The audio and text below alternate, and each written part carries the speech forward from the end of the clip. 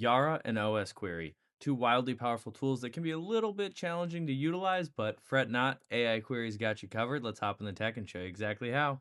All right, got a pretty cool, pretty short use case. And no, it's not custom extensions for once, which are super cool. And if you don't know how awesome they are, please check out our prior videos. But this time we're actually gonna be using an out-of-the-box table within osquery, which is YARA.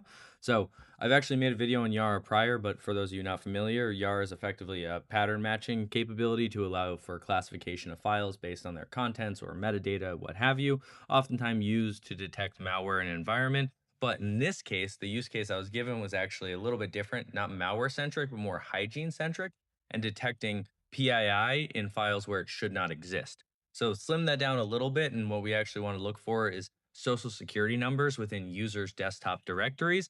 And that's exactly where we can use YARA to scan the contents of those files, determine whether or not social security numbers exist within those files, and then we can investigate further. So in order to effectively use YARA, you need to specify the path for it to actually perform its scan or its match against the pattern, and you need to provide it the pattern itself, whether it's a SIG group, SIG file, or SIG rule. In this case, we're going to use SIG rule.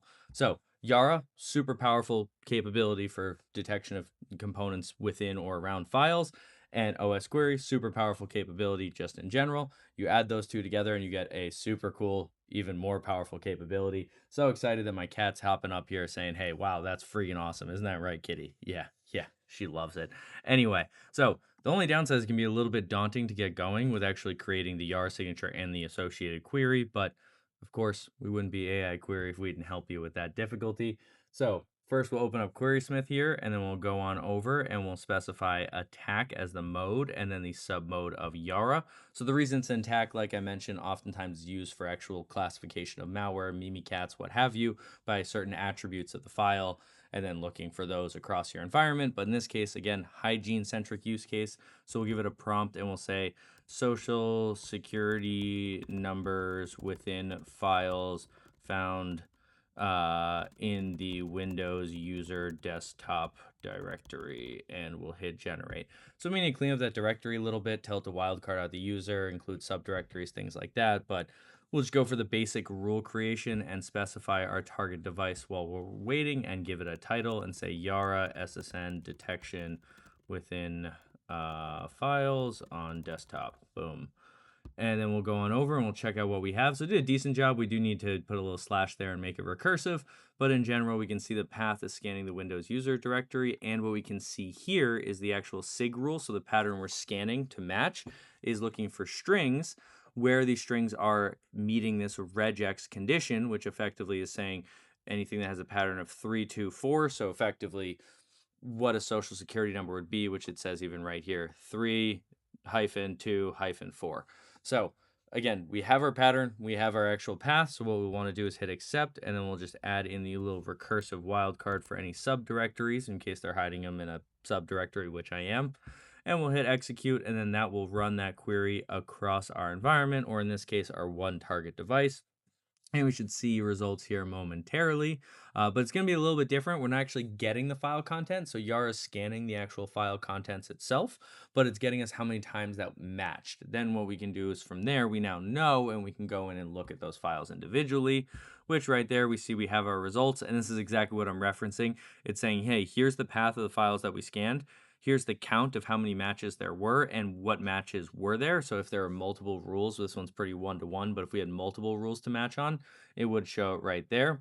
So as we can see, we flip this count right here, and we can see that under C users Nick desktop text stuff, we have Nick's fake social security number dot text. Notice that it's actually not in the header of the file, but it must be within the content of the file itself.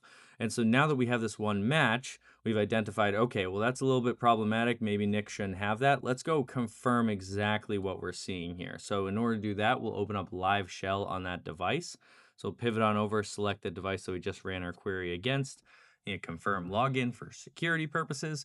And momentarily, we'll have a light reverse shell into that machine where we can navigate to that directory, cat out that file, confirm what we're seeing, and then clean it up to kind of minimize our potential exposure. So what we'll do here is we'll go see users, and then tab to complete is a godsend because you get to see me fat finger less, and then tax stuff. Okay, now we'll ls and we see Nick's fake social security number, and so we'll cat that out. Boom. And then we can see here my social security number is this number right here, so please totally don't steal it and stuff. No, this isn't my actual social security number, obviously. I felt like I need to communicate that just so you all knew. And then how do we rectify that? Well, pretty simple. RM, boom. And now it is no longer there. If we ran that query again, there would be no matches, and that's a quick, easy way to utilize YARA within osquery to scan for the presence, whether it's from a malware capacity or whether it's just proactive hygiene, making sure you're minimizing your risk exposure and reducing attack surface, then using go live to take action on exactly what we found. So hopefully that was useful. If you have any more use cases, please let me know. Otherwise, check out our YouTube and LinkedIn for additional use case and feature videos. And until next time, see you, everybody.